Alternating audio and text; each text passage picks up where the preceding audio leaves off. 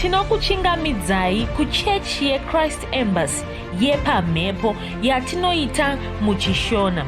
Iko zvino hapachina chikonzero chokupedza svondo rose usina kupinda chechi, nokuti painopindwa unenge usipo, kuda wakanga uri kubasa pakaenda vamwe kuchechi, kuda wakanga uri parwendo, kuda chechi yeChrist Embassy haisati yakuwanikwa kwaunogara, kana kuti unofarira hako kudzidza shoko raMwari nechishona. Ino ndiyo yave chechi yako.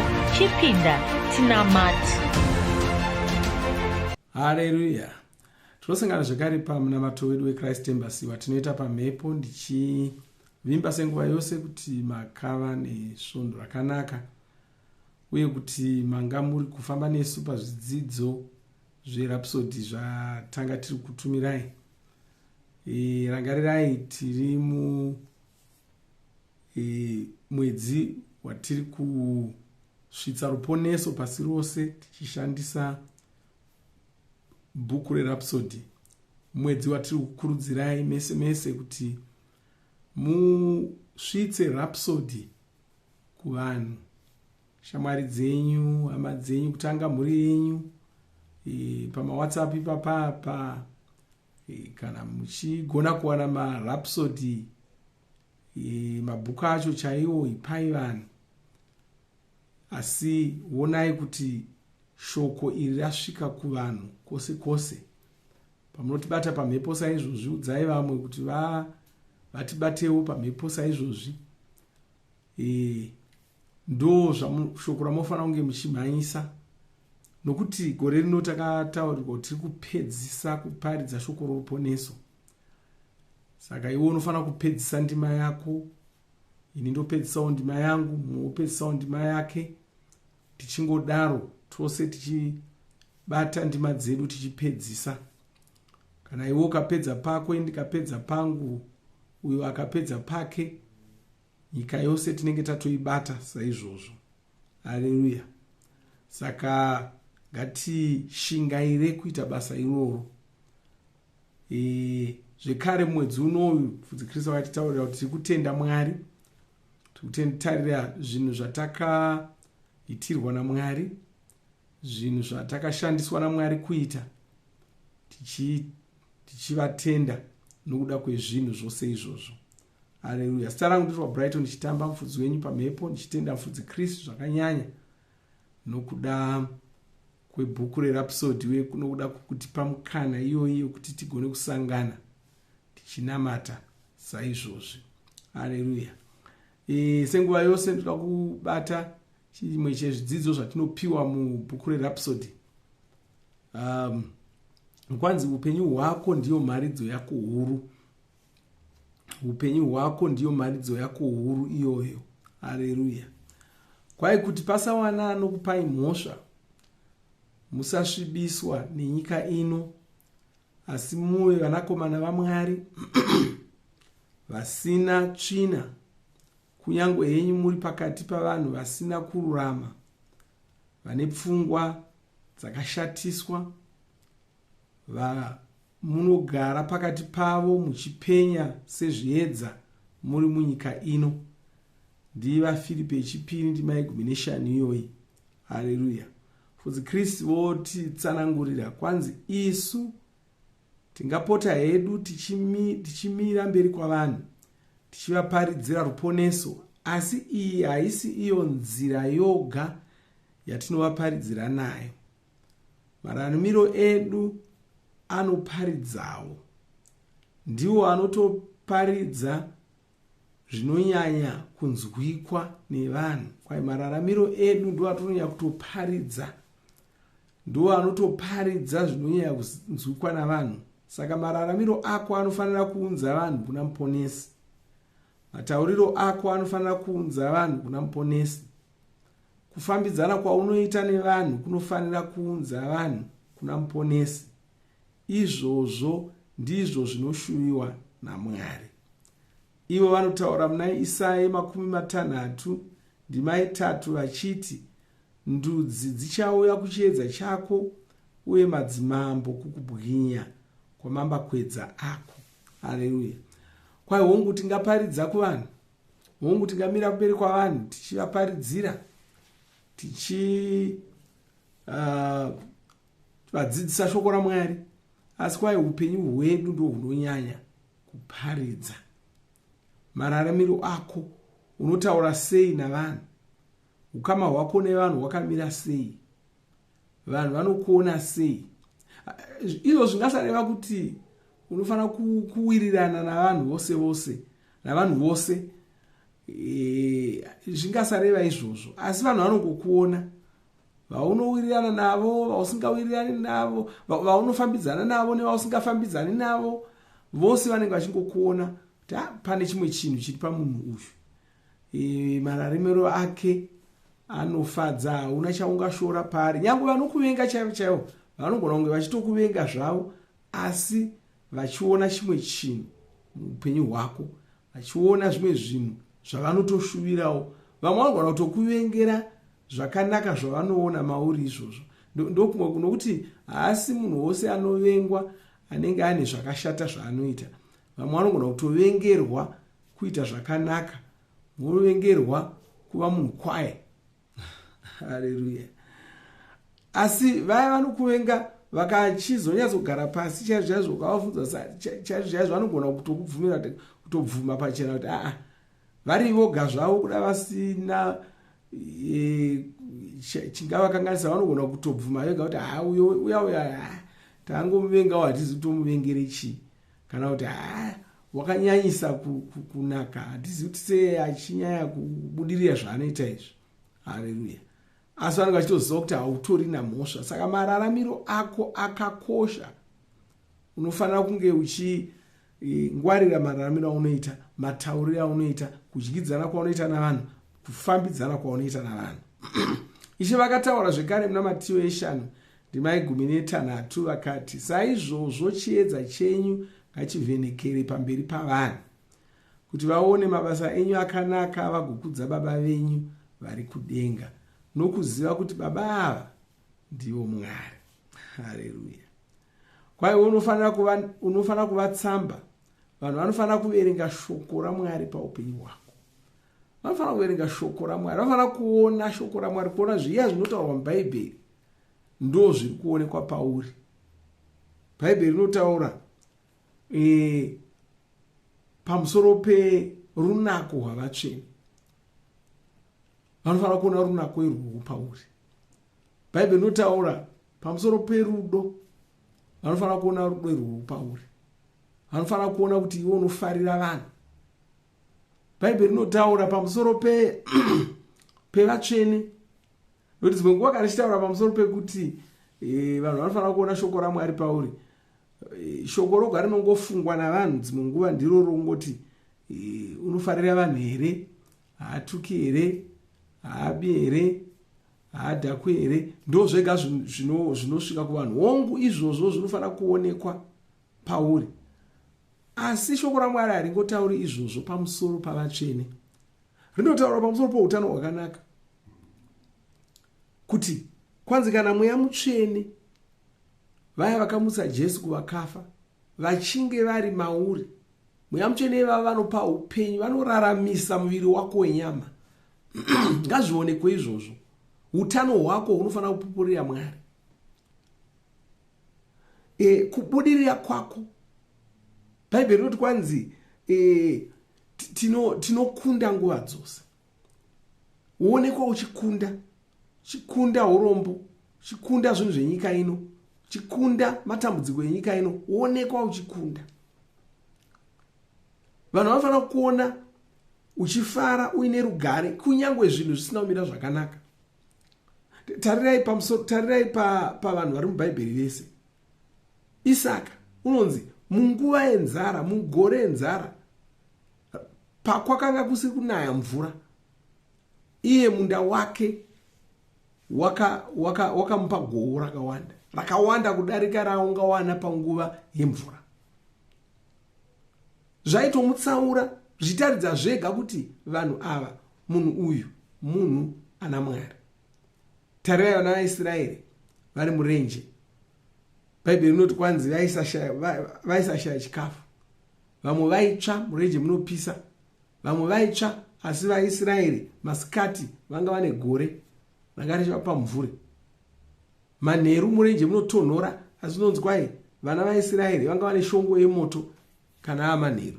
Saka vanga vasinganzwi chando manheru, vanga vasingatsvi masikati. Vanga vasina nzara, vanga vasina minda yavairima vachidya zviuta, vachidya mana, vachiwana mvura kubva mudombo. Minana inofanira kuonekwa paupenyu hwako. Vanhu vanofanira kushamisika kuti sei vamwe vese vachirwara iwe usingarwari, sei vamwe vese vachikundikana iwe usingakundikani. Shoko raMwari rinofanira kuonekwa paupenyu hwako. Saka usangotsvaka kurarama upenyu hwongoti ndinongoriwo munhu anonamata Mwari, ndinongotamburawo ndiri pana Mwari. Aiwa, Bhaibheri harinamboti vanhu vanonamata Mwari vanotambura. Havatamburi. Vakasangana nezvinotambudza vanozvikurira, hazvivashayisi hope. Haleluya, hazvivakuriri. Saka shoko raMwari rinofanira kuonekwa paupenyu hwako. Unofanira kuonekwa uchikunda nguva dzose. Bhaibheri rinoti kwanzi mukuru wacho ndiye anogara mauri. Ngazvionekwe kuti mukuru wacho ndiye anogara mauri. Haleluya. Netsika idzodzo dzakanaka, shoko raMwari rinotaura saizvozvo. Uonekwa kuti uri munhu werudzi rwevaMwari. Ndosaka usingafaniri kungorarama, nokuti vamwe tinoona iko zvino vamwe vanenge vachiti vanonamata kana kuti vanenge vachitori vanhu vakaponeswa, asi vanofanira kungorarama chero mararamiro avada. Vanokanganwa kuti upenyu hwavo imharidzo, ndo iri kutoparidzira vanhu. Saka unoona munhu akaponeswa unongoitawo madzimai akangowanda savanhu vomunyika, vasingatozikamwe madzimai acho. Uyu ari uko vasingatozivani madzimai acho. Uko waita mwana unongodhakwawo savamwe, unongofarirawo zvinhu zvomunyika, unongonakidzwawo nezvinhu zvomunyika savamwe vanhu vese. Aiwaka, musiyano wako nenyika uri papi? Mharidzo yako iri papi? Haleluya. Saka vanhu vanofanira kuverenga shoko raMwari paupenyu hwako. Izvi ndizvo zvakarongwa naMwari. Vanoda kuti vanhu vaone kururama kwavo pauri. Vanoda kuti vanhu vaone nyasha dzavo pauri. Vanoda kuti vanhu vaone simba ravo pauri. Munyika muno muzere kunyengera, vanhu vakavhiringika, asi iwe unofanira kurarama upenyu hwevaMwari. Unofanira kurarama semunhu anotya Mwari. Izvozvo zvinozoparidza kuvanhu. Rarama semunhu anotya Mwari. Musi unonzi tiri kuenda kumunamato, endawo kumunamato. Rarama semunhu anotya Mwari. Pane zvimwe zvinhu zvausingafaniri kuita. Pane zvimwe zvinhu zvausingafaniri kugona kuita. Pane zvimwe zvinhu zvausingafaniri kugona kudya kana kumwa. Kune nzvimbo dzausingafaniri kugona kuenda. Hatifaniri kukuwana uri mubhawa uchimwa doro navamwe. Hatifaniri kukuwana uri kundari navamwe. Haleluya. Hatifaniri kukuwana une unzenza uine unzenza noufevesa vamwe vese. Aiwa, zvofanira kuonekwa kuti iwe wakasiyana navamwe vanhu vose.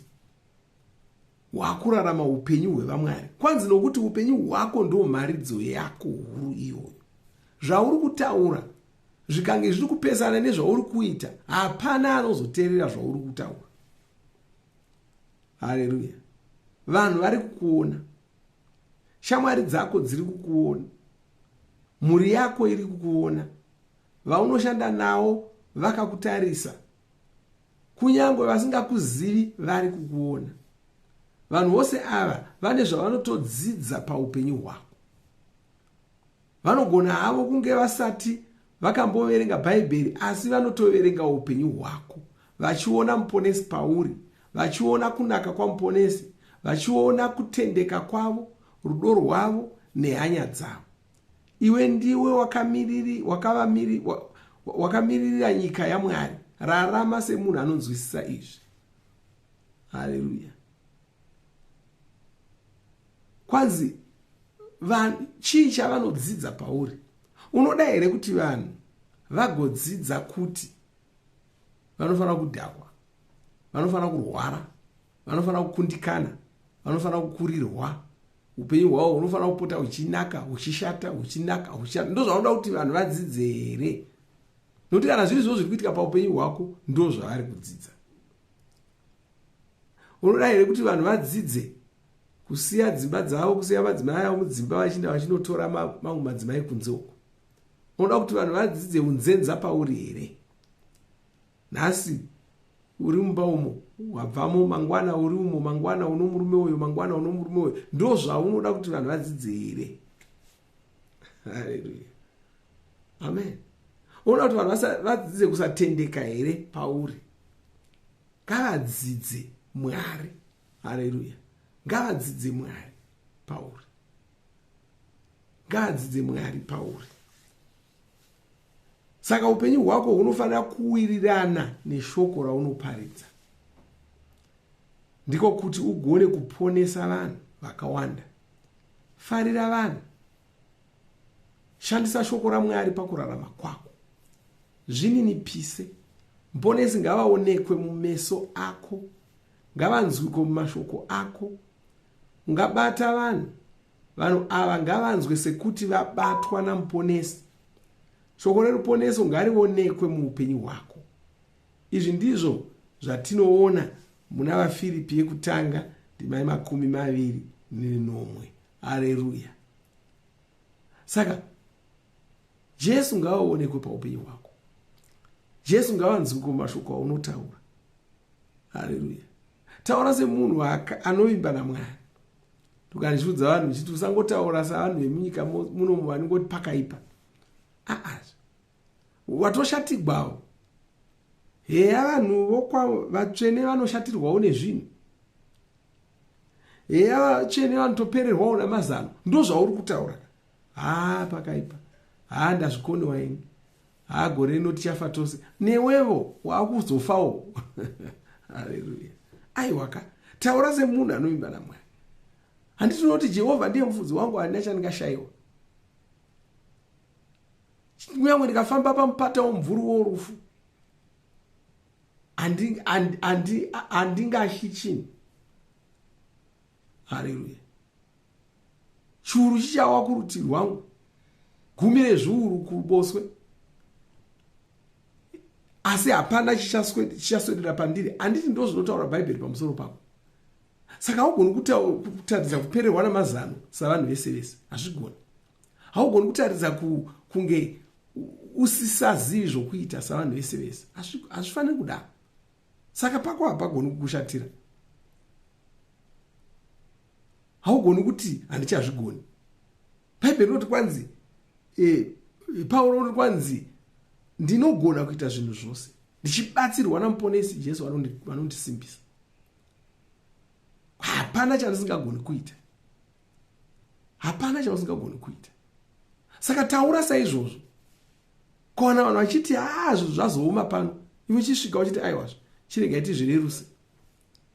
Ndasvika ini ndakutozvirerusa, ndakuchizvigadzirisa. Sezvinotaurwa navangu kwai ndakudzifambira nyaya dzacho. Wakudzifambira, kadzofambirwa newe nyaya dzacho dzatonaka. Haleluya. Vanhu vafanira kuti uchisvika vofara kuti wasvika. Tatapererwa pano, iwe watosvika, waita zvakanaka. Nokuti upenyu hwako ndomharidzo.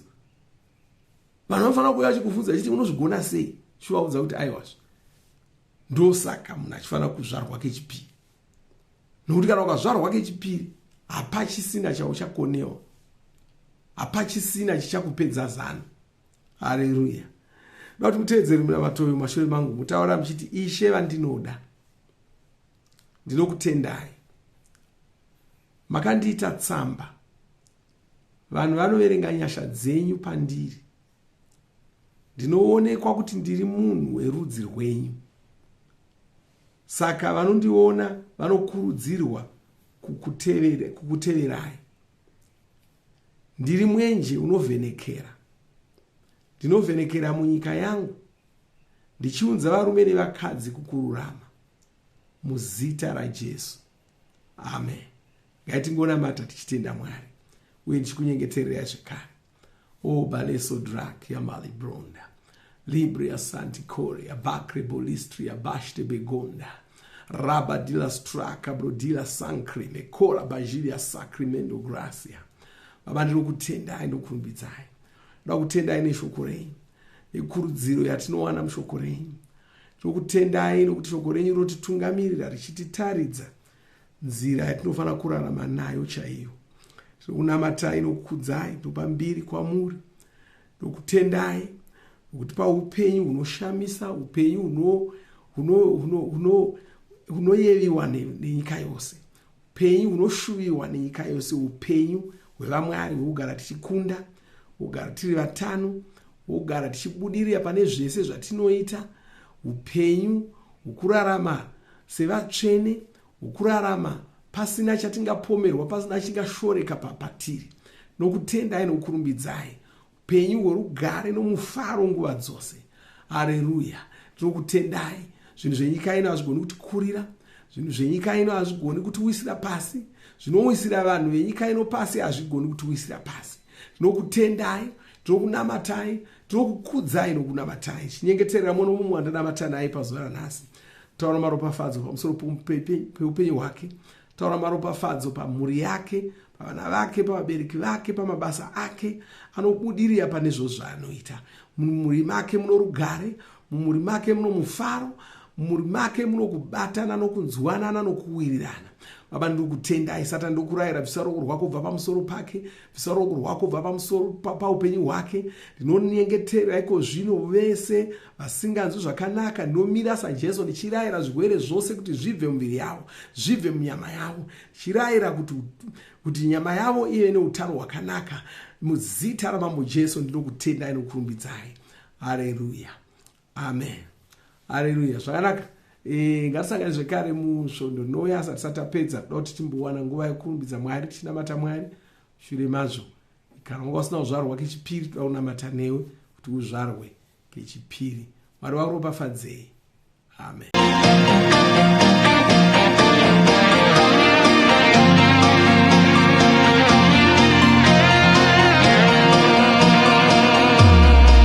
Kuvadiki nevakuru, marudzi ose, nyika dzose, nzvimbo dzose tichasvika, munhu wose tichabata, tichaunza vose kuna Jesu, vaponeswe naJesu vose, tivadzidzise murudzi rwavo, tichiparidza mudzimba dzose. Poneso pasi rose, zviuru zvinomwe zvezviuru, pasi rose, munhu nerapsodi. Poneso pasi rose, zviuru zvinomwe zvezviuru, pasi rose, pana chasara. Tiri kusvitsa rapsodi kuvanhu, tauro yose, maguta ose, nzvimbo dzose tichasvika, munhu wose tichabata. Nguva yasvika, zuva ndinasi, ndiyo nguva yacho, Ishe vodzoka, takatumwa kumunhu wose, munhu wose kuna Jesu. Poneso pasi rose, zviuru zvinomwe zvezviuru, pasi rose, munhu nerapsodi. Poneso pasi rose, zviuru zvinomwe zvezviuru, pasi rose, pana chasara. Takazvipira kuparidza kusvika vadzoka nyika dzose nezvaJesu munhu wose marudzi ose takazvipira kuparidza taparidza kusvika vadzoka nyika dzose nezvaJesu munhu wose marudzi ose poneso pasi rose zviuru zvinomwe zvezviuru pasi rose munhu nerapsodi poneso pasi rose zviuru zvinomwe zvezviuru pasi rose pana chazara poneso pasi rose zviuru zvinomwe zvezviuru pasi rose munhu nerapsodi poneso pasi rose zviuru zvinomwe zvezviuru pasi rose pana chazara